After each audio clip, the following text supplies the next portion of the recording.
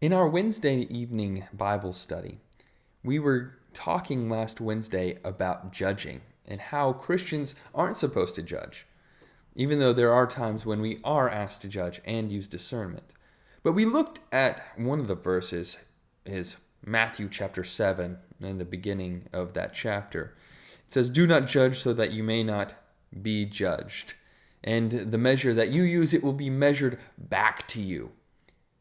And we're not supposed to judge. We're not supposed to look at somebody and automatically criticize them, and especially criticize somebody without first criticizing ourselves and checking and examining ourselves to see if we have a log in our own eye.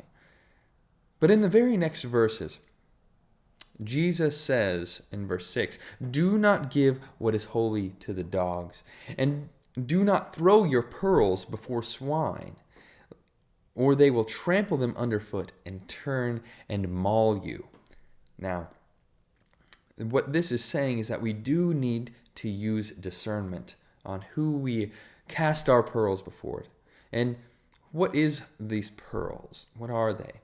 The pearls and what is holy is talking about the message of salvation, but also any bit of divine wisdom. Have you ever told somebody, maybe it's a child or a friend, you gave them a good advice, what you thought would be good advice in their situation, but they didn't listen to it.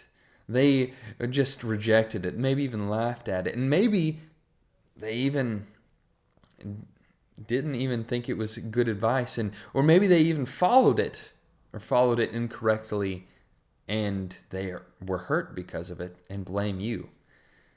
You see, giving advice, even while we may have good intentions from it, can be dangerous.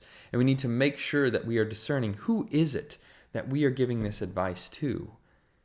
And sometimes it's better to, instead of giving straight out advice, it's wiser to do something more inductive, like Jesus often does, to help lead these people toward the right direction, but letting them come to the answer for themselves. But this is all beside the point. We need to make sure that we are not wasting our time on people who are just going to devalue our words that we are giving them, the words that we took us great efforts and great lengths to come to, or words that are so valuable and so holy that just giving them to people who aren't ready to hear it, it's just going to be a waste of time, and it's going to be tragic for your life.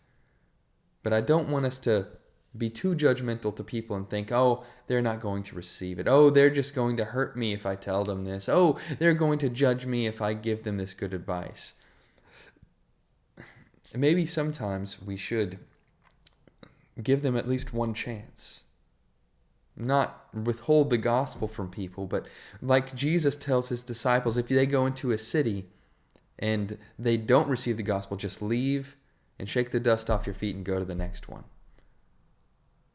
That's what we need to make sure that we're doing, is that we're not wasting our efforts and our time on people who are not ready to receive the message. And instead just pray for them and move on to the next person who may actually want to hear the message of salvation.